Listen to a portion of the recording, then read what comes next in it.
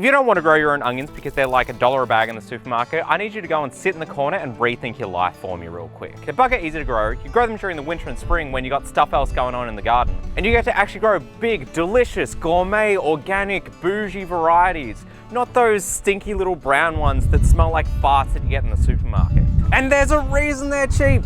They're easy to grow, so as a beginner, you should be growing them. And the same thing applies to so many of the cheap veggies that beginners seem to avoid growing. There's a whole list of them, and that's exactly what this video is going to be about. These are all of the dead easy veggies that you absolutely should be growing as soon as you start gardening, but for whatever reason beginners seem to avoid. Most of them, they're the cheap ones. And so beginners go, gee, I'm not wasting up my time, effort and garden space on those little things that I can buy for $1 or $2 a bag. And don't worry, I made this exact same mistake, but rolling all these veggies into your garden benefits more than just the back pocket. And those are all the veggies and reasons we're gonna be covering in this video. Now let's dig in. In my part of the world, it's autumn. It's about to be onion growing season. In about a week, I'm gonna starting my onion seeds. Now, I've been veggie gardening for about 10 years, but only 2 or 3 years ago is when I started growing just normal, regular brown onions. Well, they're not really brown, but we'll get to that. And I avoided them for the same reason that I bet you did, that you go, oh gee, those are about $2 a bag in the supermarket. Why would I ever grow them? But the thing is, because they're so easy and you grow them kind of in the off season, they are a fantastic crop to grow in the garden, especially once you start to get more space, because when you grow a crop that needs basically no maintenance, once you transplant onions, that's pretty much it. You just wait until they're ready to harvest. It means that you have parts of your garden that are super low maintenance and are playing the long game. It makes the rest of your garden easier to look after on the whole, because you have something that you know come the end of their season, you're just going to come over and harvest, so that you can then put some fast moving crops through some other parts of the garden. Purposely not trying to get every single ounce or kilogram of veggie produce and productivity out of your garden will make your whole gardening experience so much better when you're willing to let some parts of the garden slow down with slower and easier, lower maintenance growing crops. It makes gardening so much more enjoyable and so much more stress-free. And the thing is, with this whole category of veggies, but especially onions, we're not comparing apples to apples when we're talking about, oh, they're $2 a bag in the supermarket, so therefore I shouldn't grow them in my garden. Because the thing is that it's going to be basically as easy for you to grow really awesome, delicious, gourmet, big, different varieties than the cheapest of the cheap ones that you're buying in the supermarket. In reality, you're not growing onions that would be sold for $2 a kilo. You're growing onions that are going to be sold for $8, $9, $10 a kilo. 6, 7. One of the videos of this channel that I've never made, but I've written about half a different times and half a different ways, is an analysis on, do you actually save money by veggie gardening? How long does it take? And a big crux of every time I deep dive into it is that if you compare what you're growing to the cheapest of the cheap veggies that you're probably currently growing in the supermarket, the numbers never really look that great in the short term. But if you compare what you're growing to what you would actually have to spend to purchase that identical variety, size, quality, especially if it's organic, buying that from a supermarket or more likely an actual greengrocer or farmer's market, usually what you're growing is 3, 4, 5 times the price of what you're comparing it to when you're looking at just the cheapest options in the supermarket. This last year, a lot of the onions that I grew were these gigantic Spanish white onions that are as flavorful as brown onions, but when eaten raw, they're also super mild, so they're a little bit of a cross between a brown onion and a red onion. Super versatile, super delicious, and if I bought something the equivalent of that, I probably would be paying about $8 or $9 a kilo. And one of the reasons that onions is such a great example of this is that not only when I'm talking about onions, I also am talking about shallots, which are just this crop that's about halfway between garlic and onions, and they're in Australia like 20 bucks a kilo or something. And they are as easy, or arguably even easier to grow than onions themselves, because they're easy to plant. When it comes to starting onions, I just start from them from seed. I just start a whole bunch in a small little punnet. I don't separate them out into individual seed cells because the roots aren't really that sensitive. You can really just rip apart the soil block that comes out of that to get them down to the individual onion roots, and then I just plant them separately. If you're in Australia, about now is a decent time to get started with the onion seeds. In the next month or so is pretty good. It really doesn't matter with onions, if you start them too much later, you really can delay it by about 2 or 3 months before you start to notice a little bit of a yield impact, so you really don't need to stress too much. Personally, I always take Easter long weekend as a rule of thumb to get my onion seeds started and also my garlic bulbs in the ground. Then once your onions are the size of about chives, that's usually when I'll transplant them. Then harvest them during early summer when they are big. Another big one that beginners seem to avoid that there's some over here that are very overdue getting harvested, and that are potatoes. And don't worry again, I was in the camp of people that I didn't really see the point in growing potatoes because they're so gosh darn cheap. This is a cherry tomato actually. There's potatoes in here somewhere. And it's kind of the same thing when you're comparing these to just your budget potatoes, I guess. It can seem like they're not that great of an option, but they're a really great like medium turnaround plant where during the growing season, you can honestly, from planting to harvesting, it can be about 3 months or so, which is fairly quick. And then the other great thing is that in Australia, at least, these are one of the crops that are actually pretty good to grow during winter. I have spoken to a few of my subscribers and stuff, and by the way, join the Discord. It's free. A fair few people have noted that they do have troubles getting their potatoes started during winter. So during this time of the year, it's a great thing to start growing because it means that you can have something growing fairly productively through the lesser productive parts of the year. And I have started using them as my default space filler in the garden. Anytime I have more than about a 1 by 1 foot square spot in the garden, guess what? Potatoes are going there. And I could make a million videos on potatoes of why they're so great. They are fundamentally so important to humanity existing. They are the most calorie dense per acre crop that there is. There's a reason that anytime there was a potato famine anywhere, people died. Like a lot of people died. And it's not entirely the English, all right, it's mostly the English's fault, but the potatoes are a very big part of those people dying. If you ignore the systemic issues of England trying to kill all those people.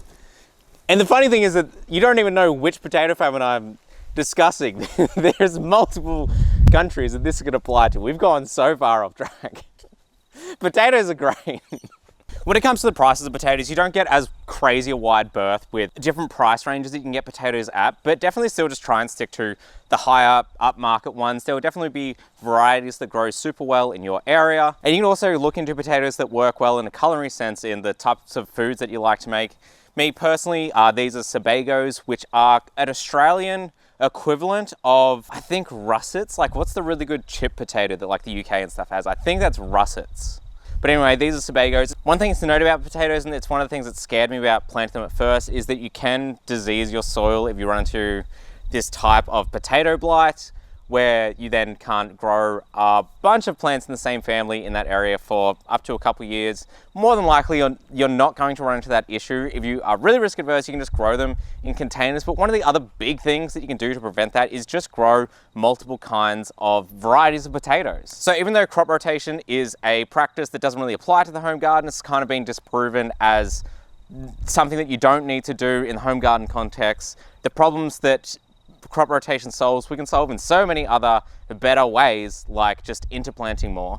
But with potatoes, just try not to grow the same variety in the same spot more than twice in a row. Just swap around your varieties and you are significantly decreasing your chances of running into any sort of resistance problems. And fun fact, the filming this video was actually delayed a little bit because I needed to harvest some potatoes ready for dinner. And then now that I'm doing this during the video, that was an unnecessary delay.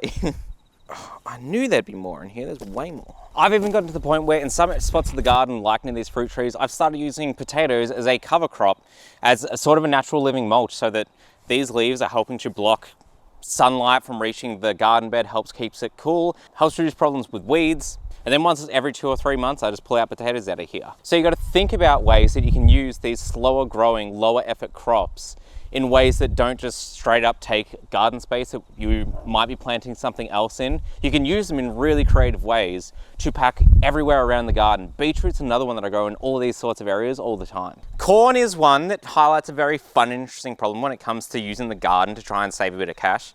And yes, this corn is very overdue to come out, but it is also a good way to highlight that you can just save your corn from last year. And you will get these little dried up corn kernels, and this is literally just corn seed that nowadays I actually just let fall back into the same spot because I know that next year this will be my corn patch again. So if I just leave it here, birds will eat some, but I'll also get a fair few germinating.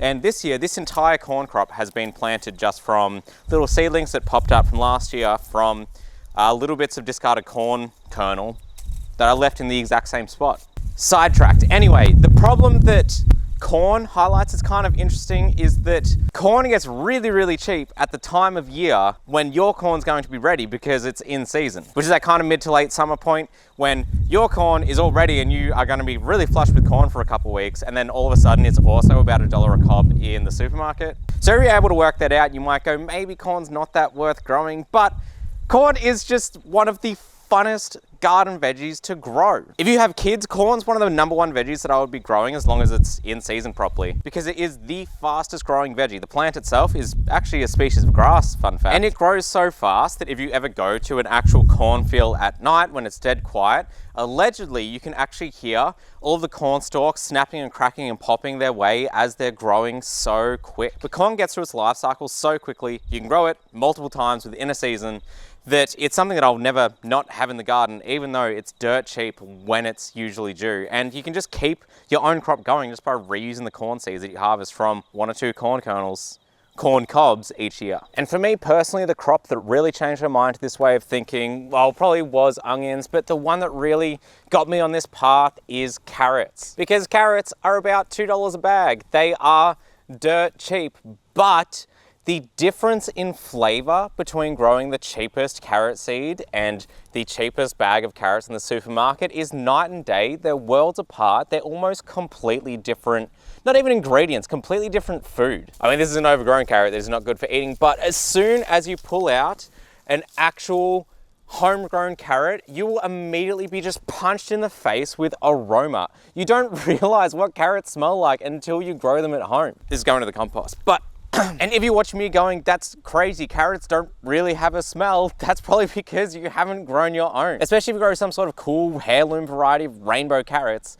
you'll pull them out and then you just go, I understand why carrots are classified as an aromatic when you're adding them to soups and stews, because they are as flavor impacting as herbs and things are. They're a mind-blowingly different ingredient when you grow them at home than when you buy the cheap ones from the supermarket. And beans, peas, and legumes are such a big one that if you are trying to eat on a budget, you're most likely buying those, especially you might be buying them in the big packs of dried beans or peas where you can rehydrate them. It costs you like a couple dollars for a couple kilos, and you're buying a lot of calories per dollar. If you are actually really needing to think about your calories per dollar, then those are a great option. And then you might think that, well, that's not something that's worth spending the time on the garden in. But the thing is, that bag that you're buying, those are all seeds. You can just plant those straight away. So this is one of the ones where you can kind of have your cake and eat it too. You can buy them and then just also plant them.